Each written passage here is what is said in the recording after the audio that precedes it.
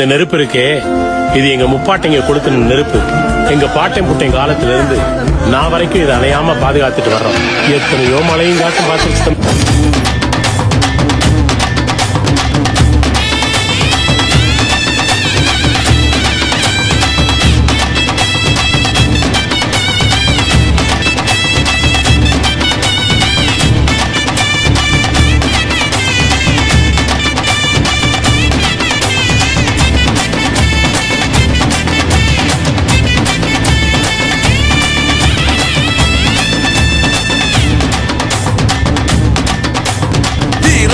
ஈரமுள்ள ரோசமுள்ள பாசமுள்ள கருப்பாயி அத்தாவோட வம்சம் எங்க வம்சம்.